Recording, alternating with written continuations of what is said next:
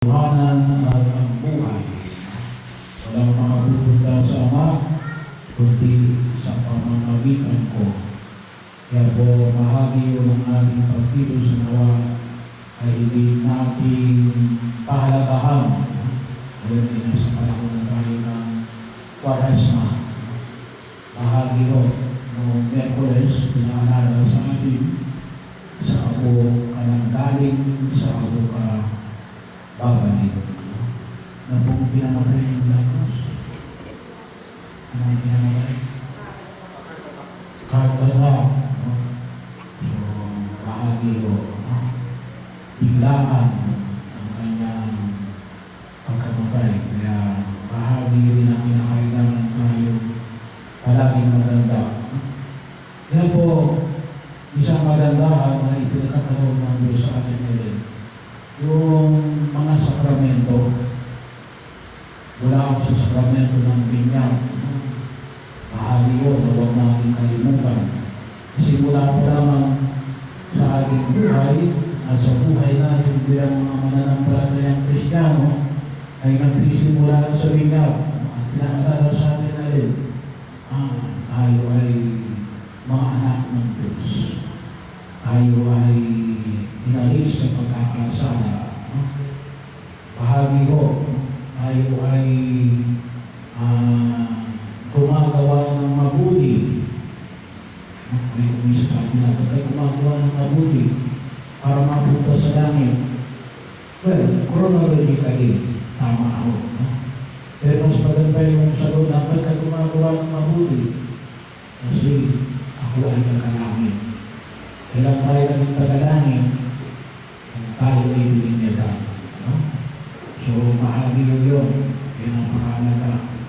Tanungin si Milagros, yung pagpapakabuti natin, pag-iwas natin sa masama, magpapatuloy lamang na tayo ay mga tagalangin. Kaya pinagbibibayan sa sakramento ng bukti, ginagabayan tayo ng tamang pagpapasya. Kaya po ngayon, nire-require na rin ng simbahan na yung mga papasok sa buhay ng asawa ay nawala na hubilan para pinabigyan tayo ng lakas ng Diyos para gabayan tayo sa ating mga desisyon, mga malalaking desisyon sa buhay natin sa daigdig na ito. Sa mga mag-asawa, nawala tayo mga may asawa ay nawala yung magpakasal sa simbahan.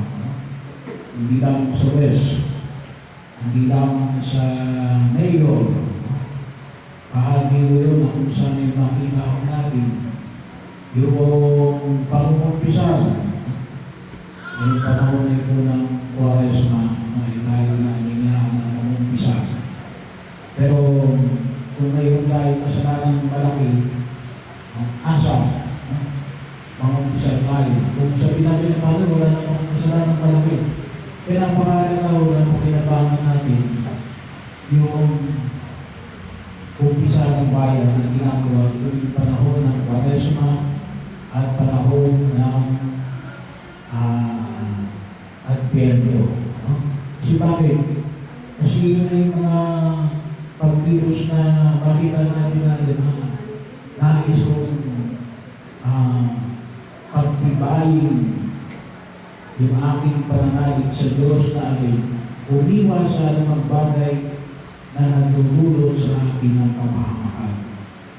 So, lalo-lalo na rin yung mga kapatid natin na nasa mga banig ng karamdaman, yung pagkakahin ng gamis sa mga may sakit. Kaya bahagi yun, si Milagros naman ay wala namang may sakit, biglaan. Kaya sabi ko, kung siya'y nagagawa yung mga sakramento nito, malaki yung chance namin na siya ay hindi na pupunta sa impyerno. Pero kung pupunta sa langit, diretso, hindi natin alam. Baka dumaan pa sa purgatorio. Lagi yung purgatorio, lagi dito sinasabi dito, ano ito may purgatorio? Kung taro man yun, yung purgatorio natin. At araw-araw yung, kaya siguro maraming tao ngayon, hindi naiintindihan yung katarungan. Kasi na, medyo malako yung pagkaunawa ng purgatorio. Yung purgatorio, hindi ka makakaligtas. Kung mo pagbabayaran, hindi na natin nakawag sa pari, nakapamagpisa na ako, hindi ka na pupunta sa impyerno. Pero para sa yung purgatorio, doon sa mga bagay na hindi mo na ibigay yung katarungan. Halimbawa ko ay nakuha ninyo yung wallet na inyong nakasabay sa jeep. Bahagi o na may laman ng 100. So, may kumpisal ninyo. Hindi nyo na ibalik. So, pwede nyo ibalik. Pwede nyo sa mismong tao na hindi nyo nalalaman. Pwede nyo sa simbahan. Pwede nyo sa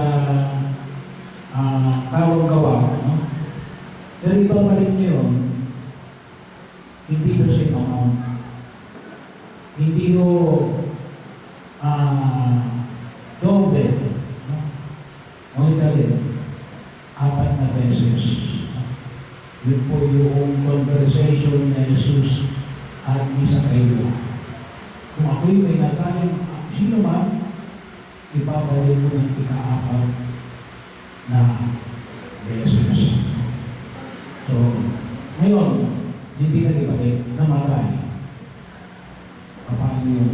Hindi ko pwede sabihin ako, hindi ko na naman na ibalik, namatay ka na. Hindi, no? Kaya, meron tayo pagkakaroon. So, bahagi yun na kung saan po makita natin. Pero, pagkakataon na makita natin na rin, ang Diyos ay patuloy na nag-aanyaya sa atin ang pagkatanan ng biyaya ng kanyang pagliligtas.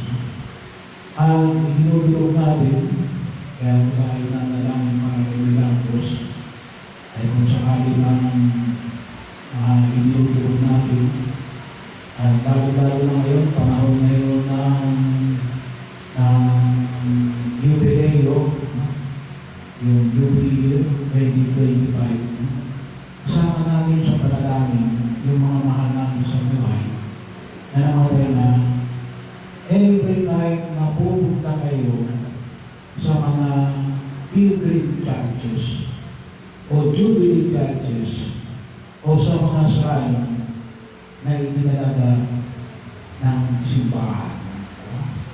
Bahagi o yun. Yun po yung ibigay ng influensya. Mahalaga po yung makita natin. Bakit? Kasi ilang ipinahayag na Jesus. Huwag kayong nabahala. Kaya makutusin po yung mga sakramento ay kapag nagagawa natin yun, pagkakaroon tayo ng kapananagan ng kalooban. Ano yung kapananagan ng kalooban? Yung mga mahal natin sa buhay, si Milagros, ay bahagi ho, narin. Tunay na nakatugon sa panabagan ng pangahayan ng buong kapal. Ako ang daan, ang karutuhanan, at ang buhay.